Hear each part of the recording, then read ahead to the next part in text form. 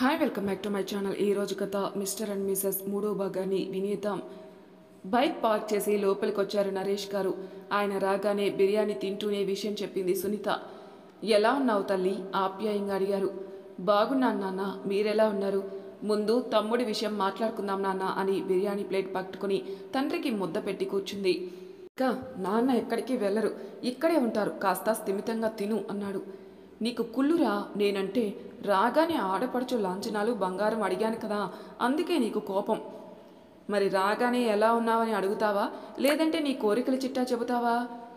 చూడు నాన్న వీడు అంది. హా, ఏం చూస్తాడు నాన్న? సంపాదించిందంతా ఊడ్చుకొని పట్టుకొని వెళ్ళిపోయావు, మళ్ళీ వచ్చి బంగారం అడుగుతుంది. నాకు తెలుసురా నీ బాధ. నువ్వు వేరే కాపురం పెట్టాక నీకు అన్నీ ఇస్తానులే అంది సునీత. ఆ మాటకి కార్తీక్కి కోపం వచ్చింది. పొరపాటున కూడా ఆ మాట అనగక్క.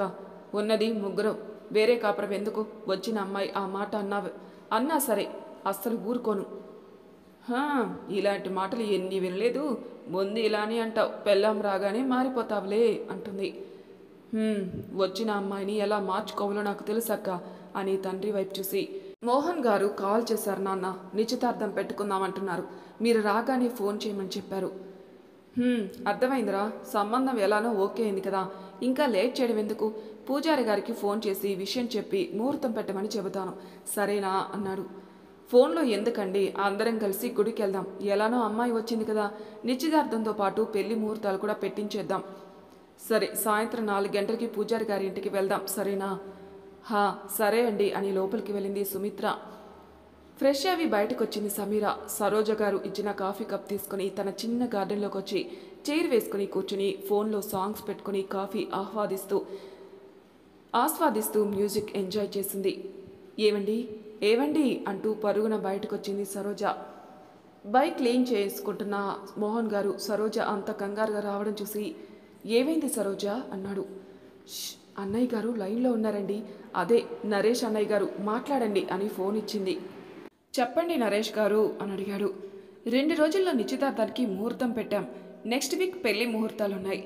ఈ ముహూర్తం కాదంటే 3 నెలల తర్వాత ముహూర్తాలున్నాయట, మీ నిర్ణయం ఏంటో చెబుతారని ఫోన్ చేశాను అన్నాడు. మరి 3 నెలల తర్వాత ఎందుకు నరేష్ గారు? వచ్చే వారం ముహూర్తం అంటున్నారు కదా, అదే ఖాయం చేయండి. సరే అయితే రేపు అందరం కలిసి షాపింగ్, బంగారం ఇవన్నీ కొనేద్దాం, ఏమంటారు? సరే నరేష్ గారు అని అతనితో కాసేపు మాట్లాడి ఫోన్ కట్ చేశాడు మోహన్. ఏంటండి ముహూర్తాలు నెక్స్ట్ వీకేనా? అవును సరోజ, 2 రోజుల్లో నిశ్చితార్థం, రేపే షాపింగ్ చేయాలి అన్నారు. నేను ఓకే చెప్పాను, ఎలానో టైం తక్కువ ఉంది కదా అన్నాడు. సరే అండి, పోనీలేండి, దేవుడి దయ వల్ల అన్నీ తొందరగా అయిపోతే చాలు అని సమీరా దగ్గరికి వచ్చారు. చెవులో ఉన్న ఇయర్ ఫోన్స్ తీసి, ఏంటి ఇలా వచ్చారు? నీకో గుడ్ న్యూస్ బంగారం అన్నారు ఇద్దరు. ఏంటి నన్నది? 2 రోజుల్లో నిశ్చితార్థం, నెక్స్ట్ వీకే నీ మ్యారేజ్. తండ్రి చెప్పిన మాటలకి తలంతా గిర్రున తిరిగింది సమీరాకి. నాన్న ఏంటి జోకా అంది. పెళ్లి విషయంలో నేనెందుకు జోక్ చేస్తానురా, నిజమే చెప్తుందా, ఇప్పుడే మీ మావయ్య ఫోన్ చేసి చెప్పారు. మొత్తానికి నన్ను బయటికి పంపించడానికి ముహూర్తం ఫిక్స్ చేశారన్నమాట అంది.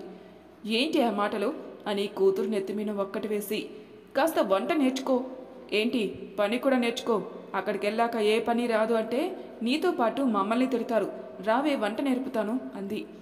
అక్కడికి వెళ్ళాక నేనెందుకు వంట చేయాలి, ఇంటి పని చేయాలి? నెవర్.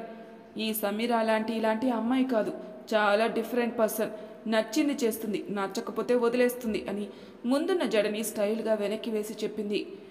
నీ వాలకం చూస్తుంటే అక్కడ మా పరువు తీసేలా ఉన్నావే, నువ్వెందుకు మా మాట వింటావు?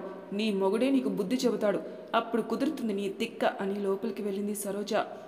తల్లి మాటలకి ఏమీ పట్టనట్టు తన స్కూటీ కీస్ తీసుకుని మోహన్ గారి జోబిలో ఉన్న 200 నోటు తీసుకుని, పానీపూరి తినేసి వస్తాను, ఇక్కడే ఉంటే మీ ఆవిడ నన్ను వంట మనిషిలా చేసేలా ఉంది అని చెప్పి కోపంగా బయటికి వెళ్ళిపోయింది.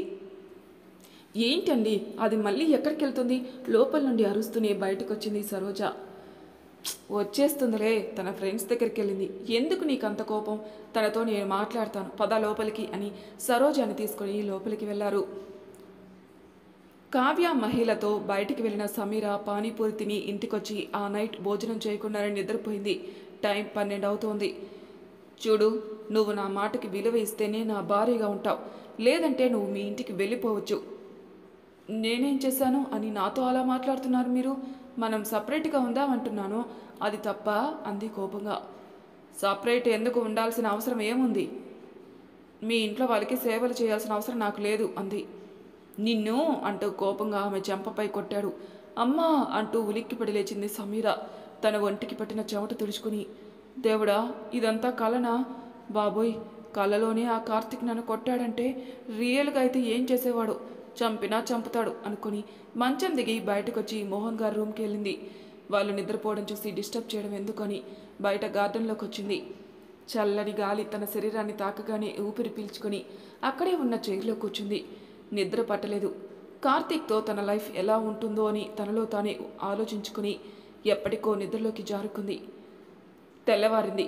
షాపింగ్, బంగారం ఇవన్నీ కొనాలని పెందలాడని లేచి స్నానం చేసి స్టవ్పై కాఫీ పెట్టింది సరోజ. సరోజ, ఏంటండి? సమీరాని నిద్రలేపు, తన్ని తీసుకొని రమ్మని చెప్పారు కదా. హా అండి, 7 అవ్వగానే లేపుతాను. 6 గంటలకే నిద్ర లేపితే నీ కూతురు నా మీద యుద్ధం చేస్తుంది బాబు అని బయటకొచ్చి షాక్ అయింది. ఏమండి? ఏంటే? ఒకసారి గార్డెన్ వైపు చూడండి. సమీరా చైర్లో పడుకోవడం చూసి షాక్ అవ్వారు. గబగబా సమీరా దగ్గరికి వెళ్ళి, సమీరా, సమీరా, హా నాన్న అంటూ మత్తుగా కళ్ళు తెరిచి, ఏంటి నాన్న పొద్దున్నే నిద్ర లేపారు అని అడిగింది. ఏమైంది? ఇక్కడ పడుకున్నావు? నైటు నిద్ర పట్టగా ఇక్కడికొచ్చి కూర్చున్నాను నాన్న, తెలియకుండానే నిద్ర పట్టేసింది అంది. ఏరా, నువ్వు బాగానే ఉన్నావా అంటూ కూతురు తలనిమురుతూ అడిగాడు.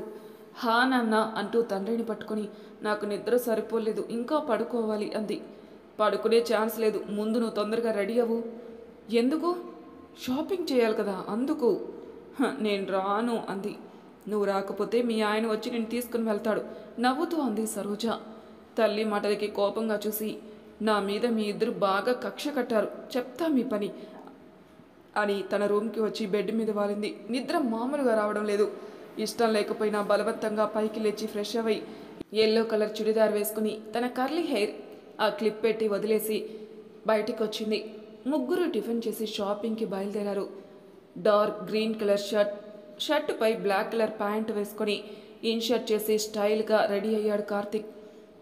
ఏంటమ్మా వాళ్ళు ఇంకా రావడం లేదు అన్నాడు. వస్తారా, కంగారు ఎందుకు? 6 గంటల నుంచి వెయిట్ చేస్తున్నాం కదమ్మా. రే కార్తీక్. ఏంటక్క? సమీరాకి ఫోన్ చేసి ఎక్కడున్నారో అడగరా అంది. సునీత నిలబడి కాళ్ళు పీకుతున్నాయని. వస్తారక్క, దగ్గరలోనే ఉన్నామని సమీర వాళ్ళ నాన్నగారు చెప్పారు. అవునా, మరి ఇంకా రాలేదేంట్రా అని సునీత అంటుండగానే సమీర వాళ్ళు ఆటో దిగడం రావడం జరిగింది. వాళ్ళని చూసి నరేష్, సుమిత్ర ఇద్దరూ పలకరించారు. క్షమించండి నరేష్ గారు, ట్రాఫిక్ వల్ల లేట్ అయింది నొచ్చుకుంటూ అన్నాడు మోహన్. పర్వాలేదు మోహన్, మేము వచ్చింది కూడా ఇప్పుడే, పదండి లోపలికి వెళ్దాం అని నరేష్, మోహన్ తీసుకుని లోపలికి వెళ్లారు. సుమిత్ర కోడల దగ్గరకు వచ్చింది. ఏంటి తల్లి, ముఖం నీరసంగా ఉంది? సమీర చెంపపై చెయ్యి వేసి అడిగింది సుమిత్ర. తల్లి మాటలకి కార్తీక్ సమీరా కేసు చూశాడు. కళ్ళు ఎర్రగా ఉండడం గమనించి ఏవై ఉంటుందని మనసులోని ఆలోచిస్తూ సమీరాను చూశాడు. ఎల్లో కలర్ చుడిదార్లో చాలా సింపుల్గా అందంగా ఉంది. రేయ్, తనేనా నా మరదలు? కార్తీక్ భుజంపై చెయ్యి వేసి అడిగింది సునీత. అవునక్క అని కార్తీక్ అనగానే సునీత వెంటనే సమీరాని అల్లుకుపోయింది. అసలే వాగుడుకాయైన సమీర సునీత మాటలకి తన మాటలు జత చేసింది. ఇంకా అంతే, 10 నిమిషాలకే ఇద్దరు మంచి ఫ్రెండ్స్ అయిపోయారు. వదినా, మీ నవ్వు చాలా క్యూట్గా ఉంది అని సమీర అనగానే సునీత తెగ ఉబ్బిపోయింది. సమీర వాళ్ళ అక్కతో క్లోజ్గా ఉండడం చూసి కార్తీక్ తనలోని తాను నవ్వుకున్నాడు. ఇంకా సమీర కోసం ఆలోచించే పనే లేదు, తన అందరితో చక్కగా కలిసిపోతుంది అనుకున్నాడు. వదిన, పదండి షాపింగ్ చేద్దాం అని తననే చూస్తున్న కార్తీక్ వైపు చూసింది. కళ్ళతోనే చిన్న స్మైల్ ఇచ్చాడు. పలకరింపుగా నవ్వి సునీతతో కలిసి లోపలికి వెళ్ళింది సమీర. ఆ వెనకే కార్తీక్ నడిచాడు. సమీర కార్తీక్కి బట్టలు కొనే పనిలో పడ్డారు. సునీతతో వాగుతున్న సమీరాకి తెలియకుండానే తలనొప్పి స్టార్ట్ చేసింది. సునీత మాటలు వింటూ అక్కడే ఉన్న చైర్లో కూర్చుంది. సమీర, ఏమైంది అలా కూర్చున్నా? ఇంతకీ నాకు ఈ చీర ఎలా ఉంటుంది? పట్టు చీర భుజంపై వేసుకుని అడిగింది సునీత. బాగుంది వదిన, కానీ నువ్వు వైట్ కలర్ కదా, మెరూన్ కలర్ అయితే నీకు ఇంకా బాగుంటుంది. అవునా, అయితే నువ్వు చెప్పింది తీసుకుంటాను అని మెరూన్ కలర్ చీర తీసుకుని మురిసిపోయింది సునీత. వెనకే ఉన్న కార్తీక్ని చూసి, రే తమ్ముడు, ఏంటక్క అంటూ వచ్చాడు. నాకు ఈ చీర బాగా నచ్చింది, తీసుకోనా? నీ కన్ను పడ్డాక తీసుకోకుండా ఎలా ఉంటాను తల్లి, తీసుకుంటానులే. ఎప్పుడూ నాకు కొనడానికి ఏదో ఒకటి డైలాగ్ కొడతావు, పెద్ద పిసినారోడివి అని మూతి తిప్పుకొని సరోజ వాళ్ళ దగ్గరికి వెళ్ళింది. సమీరా అంటూ మృదువుగా పిలిచాడు కార్తిక్. ఆ పిలుపుకి ఏదో లోకంలో ఉన్న సమీర ఉలిక్కిపడి స్పృహలోకి వచ్చింది. చెప్పండి కార్తిక్ గారు అంటూ పైకి లేచింది. ఏమైంది అలా ఉన్నావు? ఏం లేదండి, కాస్త తలనొప్పిగా ఉందని కూర్చున్నాను. తలనొప్పిగా ఉందా? "మ్మ్, సరే, పక్కనే కాఫీ షాప్ ఉంది, పద కాఫీ తాగదాం, రిలాక్స్గా ఉంటుంది నీకు కూడా." అయ్యో పర్వాలేదులేండి అంది. రా సమీరా అని ముందుకు నడిచాడు. వెళ్ళక తప్పదు అని మోహన్ గారికి ఒక మాట చెప్పి అతనితో పాటు బయటకొచ్చింది. ఏంటి, నా మీద నమ్మకం లేదా? మీ నాన్నగారితో చెప్పి మరీ వచ్చావు? నమ్మకం లేక కాదండి, ఒక మాట వాళ్ళకి చెబితే నా కోసం టెన్షన్ పడరు కదా, లేదంటే కంగారు పడతారని నా భయం. ఇది కరెక్ట్ ఆన్సర్లా అనిపించడం లేదు, నిజం చెప్పు, రోడ్ దాటుతూ అడిగాడు. అంటే మీతో వెళితే ఏమీ అనరు, కానీ నా భయం నాది కదా. పెద్దవాళ్ళంటే నీకు భయం ఉంది అని అంటూ కాఫీ షాప్ లోపలికి వచ్చి 2 కాఫీ ఆర్డర్ ఇచ్చి ఒక టేబుల్ దగ్గర కూర్చున్నారు. కాఫీ సిప్ చేయగానే హమ్మయ్య అనుకుంది సమీర. కార్తిక్ కాఫీ తాగి అక్కడే కూర్చుని, కాసేపు ఇక్కడ రెస్ట్ తీసుకుంటావా, లేదంటే షాపింగ్ మాల్కి వెళ్దామా అని అడిగాడు. లేదు, షాపింగ్ మాల్కే వెళ్దాం అంది. సరే పద అని ఆమెని మాల్కి తీసుకుని వచ్చి తను బయటికి వెళ్ళాడు. ఏంట్రా అప్పుడే వచ్చేశారు? నవ్వుతూ అడిగారు మోహన్ గారు. కాఫీకే కదా నాన్న వెళ్తానన్నది, అయిపోయిందా షాపింగ్ అంది. ఇంకా గంట పట్టేలా ఉంది షాపింగ్ అన్నాడు. ఏంటి అంటూ 2 గుడ్లు బయట పెట్టింది. ఇంకా గంట అనగానే, పెళ్లి బట్టలు కూడా కొనాలి కదా, మీ అమ్మ కోసం తెలిసిందే కదా, అంచు బాగుంది కానీ కలర్ బాగలేదు, కలర్ బాగుంది కానీ జాకెట్ బాగలేదని ఇప్పటికే షాప్లో ఉన్న సగం చీరలన్నీ బయటికి తీయించింది. ఇంకా ఎన్ని తీస్తుందో చూడాలి మరి. నేను పడుకున్నా బాగుండేది, అనవసరంగా షాపింగ్కి వచ్చాను అంది. ప్లీజ్ రా, కాసేపు కూర్చో అని నరేష్ గారు పిలవడంతో మోహన్ గారు అక్కడి నుండి వెళ్లారు. విసుగొచ్చింది సమీరాకి. చైర్లో జారబడి తెలియకుండానే కునుకు తీయడం మొదలుపెట్టింది. ఇంతలో కార్తిక్ వచ్చి సమీరా అన్నాడు. ఏంటి కార్తిక్ గారు? ఈ టాబ్లెట్ వేసుకో అని ఆమె చేతిని తలనొప్పి టాబ్లెట్ వాటర్ బాటిల్ ఇచ్చాడు. ఆశ్చర్యంగా చూస్తుంది. ఏంటి అలా చూస్తున్నావు? వేసుకో, తలనొప్పి అన్నావుగా. ఆ సీన్ చూసిన సునీత కళ్ళు పెద్దవి చేసింది. ఓరి దుర్మార్గుడా, అమ్మకి కానీ నాన్నకి కానీ తలనొప్పి అంటే టీ తాగు తగ్గుతుంది అంటావు, అలాంటిది భార్య రాగానే టాబ్లెట్ తెచ్చావా? ఎంత మార్పు రానిది. వీడి తిక్క సమీర బాగానే అణిచేలా ఉంది.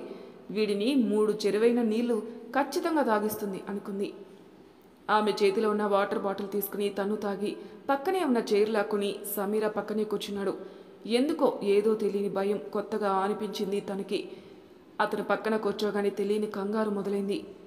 కార్తిక్ తన ఫోన్ తీసుకుని చాటింగ్లో మునిగాడు. సమీర తెలియకుండానే కునుకు తీసి అతని భుజంపై వాలింది. ఫోన్ పక్కన పెట్టి ఆమెకి ఇబ్బంది కలగకుండా మరింత దగ్గరగా జరిగి కూర్చున్నాడు. తెలియకుండానే గంట వరకు నిద్రపోయింది. అతని భుజంపై ఉన్న ఆమె లాస్ట్కి అతని ఒడిలో చేరింది. ఆమె తల నిమురుతూ ఫోన్ చూసుకుంటున్నాడు కార్తిక్. షాపింగ్ అంతా పూర్తయ్యేసరికి 12 అయింది. ఇంకా ఏమన్నా తీసుకోవాలా? నీరసంగా అడిగాడు నరేష్ గారు. లేదండి, షాపింగ్ పూర్తయింది. ఇంకా అందరం కలిసి రెస్టారెంట్లోనే భోజనం చేద్దాం, ఏమంటారు?